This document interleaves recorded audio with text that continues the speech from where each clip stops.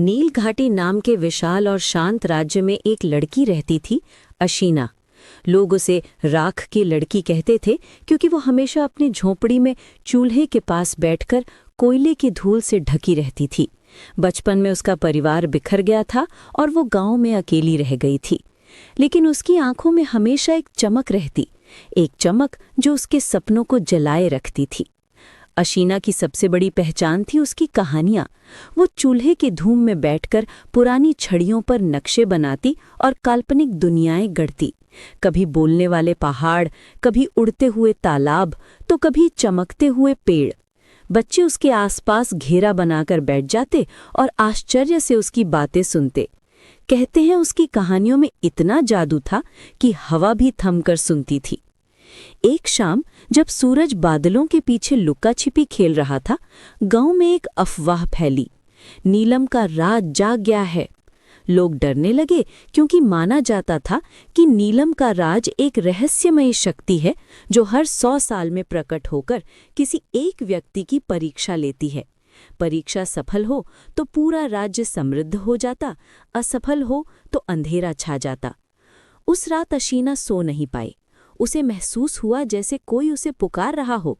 आधी रात को वो जंगल की दिशा में चली गई। पेड़ों के बीच नीली रोशनी चमक रही थी और हवा में एक मीठी सी गंध तैर रही थी। अचानक उसके सामने नीलम की एक पारदर्शी आकृति उभर आई। उसने पूछा, क्या तुम अपनी कल्पना पर सच में विश्वास करती हो, राख की लड़की? अशीना ने बिना सोचे जवाब दिया, मेरी कहानियां ही मेरी ताकत हैं, मैं उन पर विश्वास करती हूँ। नीलम ने मुस्कुराकर कहा, तो तुम्हारी परीक्षा शुरू होती है। अचानक जंगल बदलने लगा। जमीन रंगों से भर गई, पेड़ों पर फलों की जगह चमकते हुए शब्द उगाए और आकाश में तैरते बादल कहानी की पंक्तियों जैसे लगने लगे। नीलम ने कहा, ये दुनिया तुम्हारी कहानी है, लेकिन अगर तुम्हारी कल्पना कमजोर पड़ी तो ये दुनिया बिखर जाएगी। अशीना ने आंखें बंद की और अपनी आत्मा की गहराई से एक कहानी बुननी शुरू की। एक ऐसी दुनिया जहां डर को दोस्त बनाया जाता था, जहां रोशनी अंधेरे की हम सफर बनती थी और जहां हर इंसान की कहानी उसका असली धन होती थी।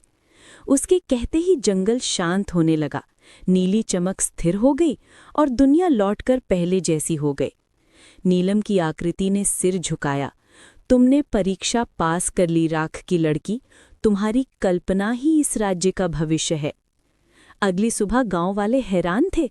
नील घाटी के खेत पहले से अधिक हरे थे, नदी का पानी चांदी की तरह चमक रहा था और हर व्यक्ति के दिल में एक अनजानी खुशी बस गई थी। लोग पूछते रहे कि ये परिवर्तन कैसे हुआ, पर अशीना केवल मुस्कुराती रही। अब गांव वाले उसे कहानी की रानी कहते थे, एक लड़की जिसने राख से उठकर अपनी कल्पना से पूरा राज्य